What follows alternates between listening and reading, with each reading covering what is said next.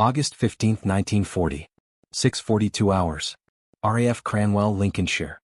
The morning mist clung to the runway like a slow-moving river of gray, and the chill of late summer cut through flight jackets and leather gloves. 12 Spitfires, polished to a dull shine, stood at attention in the hangar apron. The pilots moved methodically, checking instrument panels, throttle linkages and rudder cables. Hydraulics hissed in the quiet as ground crew confirmed tire pressures, gun synchronization and fuel levels. Engines idled, vibrating in unison, filling the cold air with mechanical hums. In a routine sense, everything appeared normal.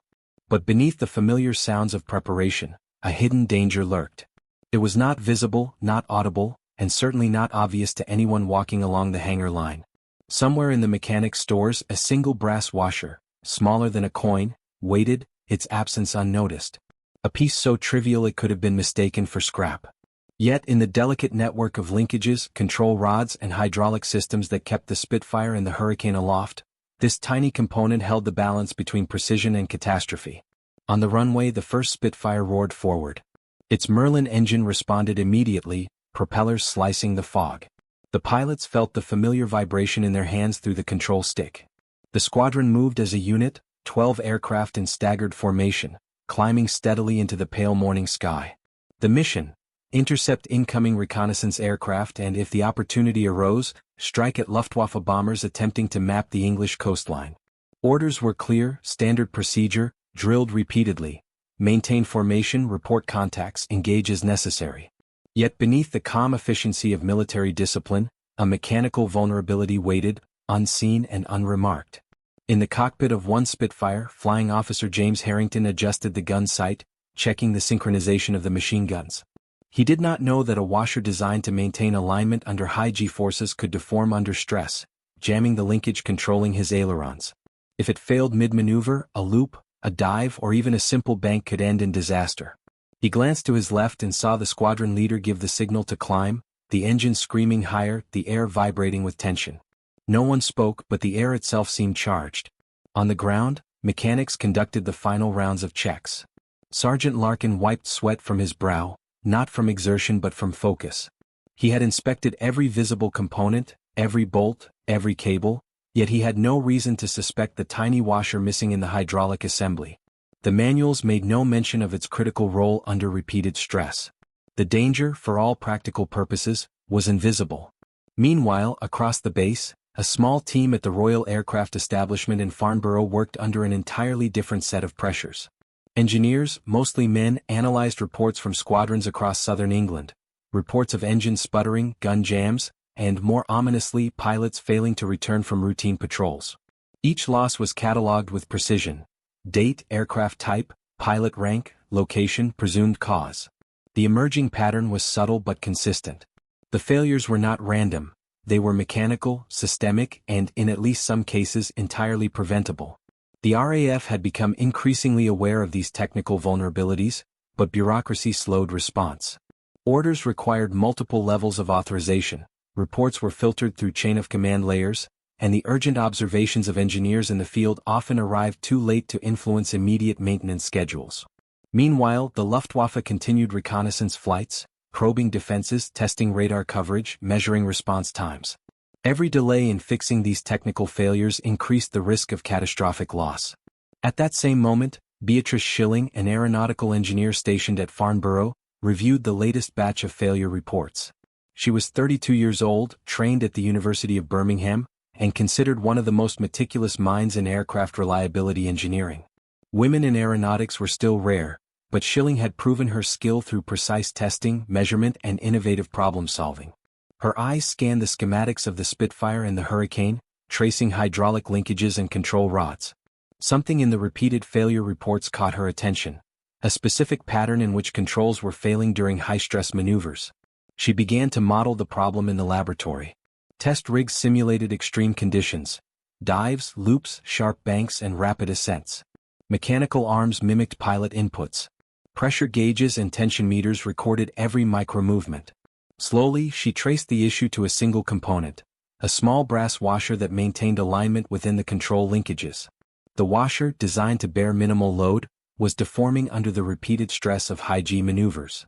Deformation meant misalignment, misalignment meant intermittent control failure, and intermittent failure could, and had, resulted in pilots losing full command of their aircraft mid-flight. Meanwhile, the pilots were unaware. Harrington's Spitfire climbed through the cloud layer, a gray ceiling stretching above him. The sun had risen just enough to slice thin beams of light across the wing tips. He adjusted for turbulence, banking slightly. The aircraft responded, but a millimeter off, a subtle hesitation in the ailerons. Nothing catastrophic yet. But the potential for disaster was enormous. One miscalculation, one wing drop during a tight turn over the channel, and the consequences would be fatal. This was the dilemma. Thousands of hours of pilot training, hundreds of aircraft, and the stakes of national survival balanced on an engineering problem smaller than a coin.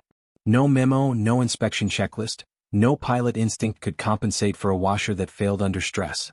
Yet identifying it, redesigning it, testing it, and implementing a solution would take time, a luxury the war did not allow. Every sortie flown without correction carried risk. Every maneuver executed under these hidden flaws increased the probability of irreversible outcomes. Back at Farnborough, Shilling sketched a solution. A washer, slightly thicker, made of stronger brass, designed to resist deformation under high load. It was elegant in its simplicity, almost invisible in its modesty, but it addressed the precise weakness causing repeated failure. She documented the modification, ran simulations, and prepared prototypes for field testing. The process would take days, but the clock was already ticking against the RAF's operational readiness. Above the English countryside, the Luftwaffe had not yet appeared, but the skies were under constant observation. Radar stations along the coast blinked with intermittent signals. The Spitfires and Hurricanes now aloft were vulnerable not only to enemy aircraft but to the unseen dangers within their own machinery. It was a paradox of technology and war. Pilots trained to trust their instruments and instincts were potentially undone by a tiny metal component, overlooked by manuals and maintenance logs. The human element compounded the problem. Pilots were conditioned to ignore minor hesitations, to compensate with experience. Mechanics assumed components would perform within specification. Commanders trusted reports from engineers and ground staff. And yet, the statistical pattern of failure continued to rise, creating a mounting, unspoken tension across bases in southern England. Every missing flight, every gun jam, every control failure contributed to a growing but largely invisible risk profile. The moral and operational dilemma was clear, though unarticulated. Intervene quickly with an untested solution or adhere to standard bureaucratic procedure, knowing that delay could cost lives. And somewhere in the hangars, in the quiet hum of maintenance bays, the fate of hundreds of pilots rested on the decision of one woman. Not a general, not a commander, but an engineer tasked with translating reports into tangible solutions. As the morning stretched toward 8 o'clock hours, the first reconnaissance blip appeared on radar over the channel. The Spitfires and Hurricanes were already in position, climbing to intercept. The pilot's training, reflexes, and courage would soon be tested. But so would the unseen integrity of every mechanical component in their aircraft. A washer, unremarkable to the casual observer, now carried the weight of potential catastrophe. Time compressed. Seconds became critical. Each mechanical vibration, each pilot maneuver, each decision in the hangar was part of a chain of cause and effect that could not be reversed once airborne. The tension was not cinematic, it was factual, quantifiable, and lethal. And in the background, Shilling continued her work, preparing to introduce a solution that would ultimately save hundreds of lives, but which was not yet implemented. At this moment, August 15, 1940, the RAF teetered on the edge of operational failure, not from enemy fire, not from strategy, but from the smallest components, the kind no one thought could decide the difference between life and death. The invisible calculus of engineering, risk, and human action set the stage for a story in which precision, patience, and intellect would intervene in one of the most perilous moments in the early air war over England. Above the runway, the first wave of aircraft pierced the clouds. Engines screamed. Rudders responded. Pilots pulled back on sticks and throttles. Every maneuver, every loop, every bank carried the silent possibility of catastrophe. Somewhere, unnoticed, the humble brass washer held the fate of the air war in balance. And in the shadows of Farnborough, one woman knew it.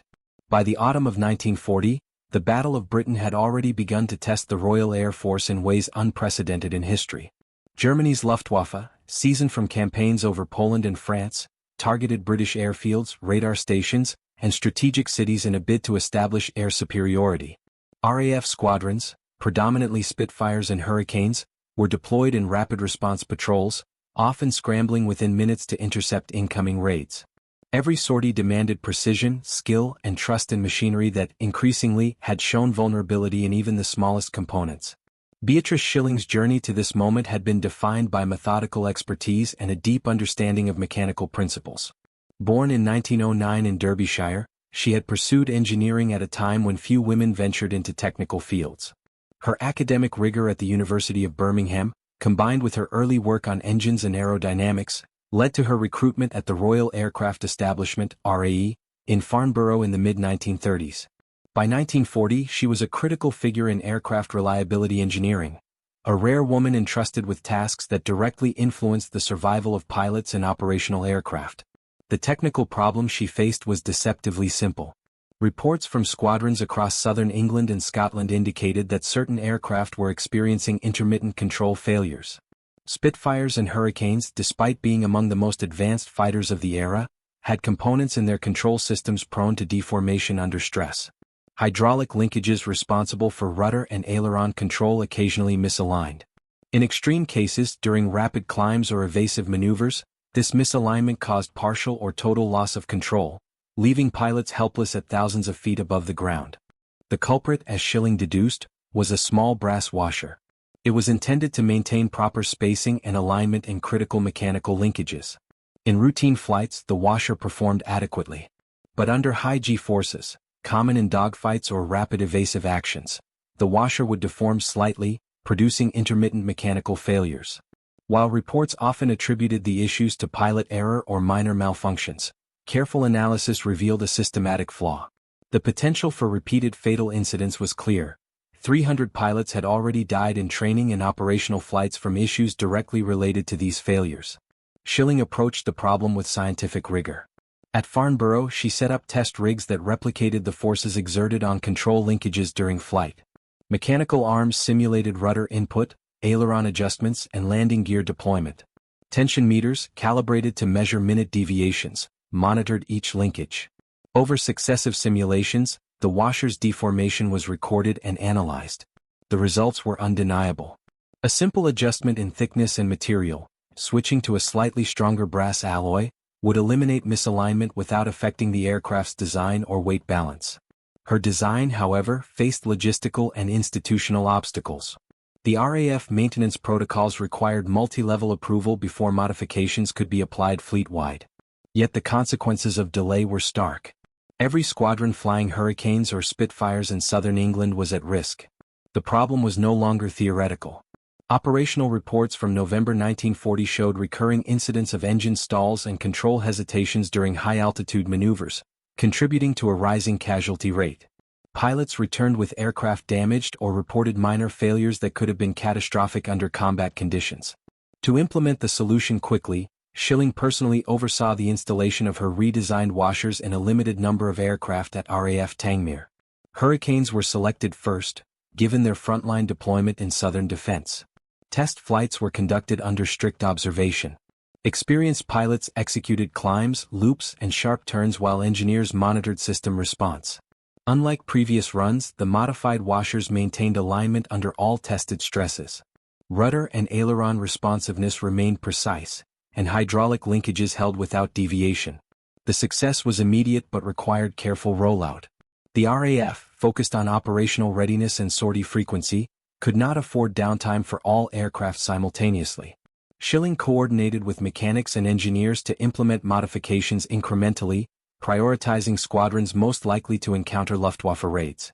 By January 1941, a significant number of frontline Hurricanes and Spitfires were equipped with the new washers, reducing mechanical failure rates dramatically. The technical solution, however, was only part of the story. The operational context magnified the impact. During the winter of 1940 to 1941, Luftwaffe raids intensified. Radar detection along the southern coast allowed RAF squadrons to intercept incoming aircraft efficiently, but dogfights demanded extreme maneuvers. Pilots routinely executed steep climbs, sharp banking turns, and sudden dives, all stresses capable of revealing the previous weakness in control linkages. Without Shilling's washer, these maneuvers could have resulted in fatal accidents, even in the absence of enemy fire. Squadron leaders noted the difference. Reports from RAF Tangmere and Biggin Hill documented smoother control, more reliable aircraft response, and a reduction in minor mechanical incidents. Pilots described the improvements in clinical terms: less drag in controls, consistent aileron response, and predictable landing gear operation. The numbers spoke louder than subjective assessment. Test data confirmed a measurable decrease in incidents previously linked to misalignment. In operational terms, this meant fewer aborted sorties, reduced pilot fatalities from mechanical failure, and sustained squadron effectiveness in a period when every operational aircraft counted. Shilling's intervention also highlighted a broader structural issue within the RAF. Technical reports from squadrons often arrived too late or were filtered through layers of bureaucracy. Minor components, washers, rivets, alignment pins, were typically overlooked unless failures became severe. In a high-tempo environment, engineers like Shilling, who combined analytical insight with hands-on testing, became critical mediators between design, maintenance, and operational success. Her work demonstrated that even small innovations, when applied at the right point, could alter the trajectory of an entire air campaign. Beyond the immediate technical fix, the story underscores the rare intersection of individual skill and institutional necessity. Shilling operated in a male-dominated environment, yet her contributions could not be ignored. Her solution was simple in concept but profound in effect. A minor modification, carefully tested and strategically implemented, prevented recurring mechanical failures that had already claimed hundreds of lives. The scale of impact was unprecedented for a single engineering adjustment during wartime. The human dimension remained critical. Pilots like Flying Officer Harrington were unaware of the change at the time of their flights. Their skill and training interacted with Shilling's solution in real time, producing outcomes that might otherwise have been fatal. Historical records indicate that before the washer modification, accidents due to control failure accounted for nearly 15% of non-combat losses in frontline squadrons. After the intervention, this number fell dramatically, effectively saving scores of pilots while allowing squadrons to maintain operational tempo. Technical documentation from the period provides insight into the mechanism. The washer was positioned in the hydraulic actuator linkages controlling the ailerons. Its function was to maintain precise spacing between moving components, ensuring alignment under repeated load cycles. Material properties were critical. Brass, chosen for its combination of strength and malleability, required careful specification. Too soft and it deformed, too hard and it would fail to accommodate tolerances in the assembly. Shilling's adjustment optimized both thickness and alloy composition, producing a component that met rigorous operational demands. Her process exemplified wartime engineering under constraint, limited materials, urgent operational demands, and bureaucratic oversight. Shilling combined laboratory simulation, field testing, and incremental implementation, balancing risk against necessity. The solution's simplicity belied the sophistication required to integrate it into a large-scale active combat operation. In essence, a single small component was elevated to strategic significance, a rare occurrence in military history. By mid-1941, Shilling's washers were standard in operational aircraft, including Hurricanes assigned to defensive patrols over the Channel and Spitfires deployed for offensive sweeps across occupied Europe. Flight logs confirmed improved reliability in high-stress maneuvers. Commanding officers noted that squadrons could engage more confidently, knowing mechanical risk had been mitigated. The RAF's operational readiness improved measurably, with fewer aborted sorties and reduced non-combat pilot attrition. The story of the brass washer also illuminated the complex interplay of technology, human judgment, and organizational structure. In a theater defined by speed, precision, and lethality, minute engineering decisions carried life-or-death consequences. Shilling's insight bridged the gap between design theory and practical reliability, demonstrating that small, well-understood interventions could have outsized effects. Even as the war continued, the principle endured. Aircraft reliability depended not only on major technological breakthroughs but also on meticulous attention to detail. Each mission flown under these conditions reinforced the value of incremental engineering insight, and the thousands of sorties conducted in the years that followed were, in part, protected by the quiet ingenuity of one engineer and one small brass washer. In retrospect, the intervention may seem minor, an adjustment to a washer, but its impact was profound. It prevented recurring failures that had already claimed nearly 300 lives, sustained squadron effectiveness, and provided critical breathing space for tactical operations during the early, most precarious years of the air campaign. The historical record is clear. Without Shilling's contribution, operational risk would have remained significantly higher, and the attrition of experienced pilots would have compromised RAF effectiveness at a critical juncture. The narrative also underscores the broader human and institutional lessons. Wartime operations are often measured in sorties, aircraft numbers, and casualty figures, but hidden within these metrics are small, often overlooked technical vulnerabilities. It is in identifying and correcting these vulnerabilities that individual expertise becomes decisive. Shilling's work exemplified this, combining analytical rigor, hands-on testing, and practical implementation to achieve results that changed the operational landscape of the RAF during a period when every pilot and every aircraft mattered. Her story serves as a testament to the power of focused engineering, careful observation, and decisive action. It demonstrates that even in vast, complex organizations engaged in total war, the right technical insight, applied with precision, can have consequences as profound as any strategic decision. And in the case of the RAF during the early 1940s, that insight came from a woman whose quiet, meticulous work preserved lives, sustained operational capability, and altered the course of a critical campaign. By the summer of 1941, the washer had become standard across frontline squadrons. Flight logs, maintenance records, and operational reports document its widespread adoption and the measurable reduction in mechanical failure incidents. Pilots who previously faced intermittent control failures could now execute complex maneuvers with predictable reliability. The engineering solution had transitioned seamlessly into operational reality, a rare and decisive achievement in wartime aeronautics. In the final analysis, the story of Beatrice Shilling and her humble brass washer is not merely a technical anecdote. It is an example of the intersection of human ingenuity, mechanical precision, and the unforgiving demands of wartime aviation. It demonstrates that in complex systems, even the smallest components can carry strategic significance, and that individual insight, carefully applied, can alter outcomes on a scale far greater than the size of the innovation itself.